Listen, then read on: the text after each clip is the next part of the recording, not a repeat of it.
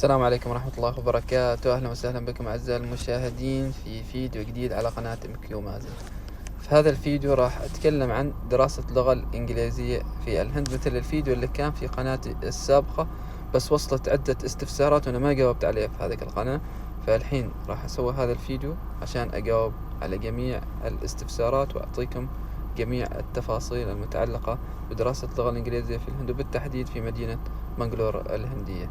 بس في البداية إذا كنت ما مشترك في القناة فانزل تحت واشترك وفعل جرس التنبيهات، لأن قاعدين ننزل فيديوهات في هذه القناة بصورة يومية. تابع الفيديو. في البداية لازم تعرفوا أن مدينة بنغلور في الهند واحدة من أفضل الأماكن في العالم وأرخصها لدراسة اللغة الإنجليزية. طبعا في بنغلور في نوعين من المعاهد، في معاهد يستخدموا الأكسنت البريطاني وفي معاهد يستخدموا الأكسنت الهندي، بس أنا أنصح أنكم تدخلوا على المعاهد اللي يستخدموا الأكسنت البريطاني، وهو فرق بسيط في السعر. وأفضل المعاهد موجودة في مدينة كمان هيلي الموجودة في بنغلور، وراح تشوفوا هناك طلاب من مختلف الجنسيات يدرسوا لغة إنجليزية، سواء كان من جنسيات عربية أو جنسيات غير عربية.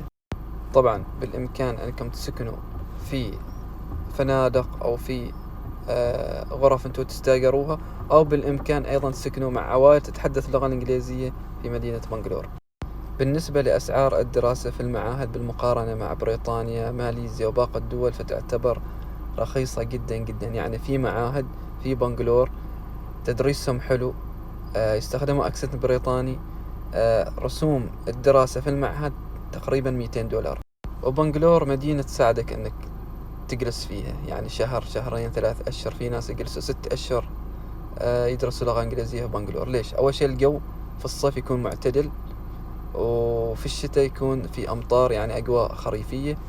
وبنغلور فيها عدة أماكن سياحية بإمكانك كل ويكند تطلع مكان. وبالنسبة للأسعار، أسعار الأكل وأسعار السكنات وأسعار المواصلات، فهي رخيصة جدا جدا جدا.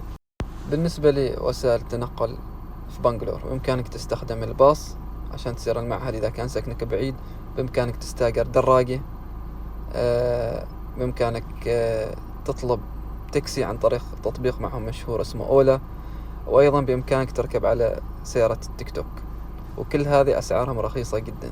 طبعا المعاهد بنغلور كغيرها من المعاهد حول العالم، أول من توصل للمعهد راح يسوي لك اختبار تحديد مستوى عشان يعرفوا مستواك في اللغة الإنجليزية ويدرسوك من مستواك اللي واصل لنا. في معاهد تقدم الدراسة نظام فيس تو فيس، يعني أنت والمعلم أو أنت والمعلمة. في معاهد لا، يكون نظام الكلاس، يعني تسير مع مجموعة من الطلاب من مختلف دول العالم، شيء من دول عربية وغير عربية، وتدرس معاهم اللغة. وبإمكانك أيضا تقدم على شهادة التوفل معتمدة في الهند، وبإمكانك أيضا تقدم على شهادة الآيلتس من هذه المعاهد، بس بشرط يكون معهد معتمد. كيف تعرف أنه معتمد؟ ابحث عنه في الإنترنت وراح تحصل إذا كان هذا المعهد معتمد أو غير معتمد. والناس اللي سأل عن سعر استئجار دراجة في الهند، فالسعر هو $50 شهريا، يعني تستأجر لك دراجة عشان تتنقل ما بين المعهد والسكن. أنت تكون تسوقها $50 في الشهر تقريبا، وفي أرخص بعد على حسب نوع الدراجة وموديلها. أما بالنسبة لموضوع التأشيرات، فالمعاهد ما يطلبون عليك تأشيرة دراسية، عادي تسير بالتأشيرة السياحية وتدرس وتسجل في المعهد. أما بالنسبة لطريقة استخراج التأشيرة، فكل دولة وطريقتها، في دول أونلاين، في دول لازم تسير السفارة، يعني كل دولة واشتراطاتها والإجراءات الخاصة بها. بس كذا، أتمنى أني جاوبت على كل أسئلتكم، وارجع اذكركم اذا كنتم مشتركين في القناة فانزلوا تحت واشتركوا وفعلوا جرس التنبيهات، لان ننزل فيديوهات في هذه القناة بصورة يومية. شكرا للمشاهدة.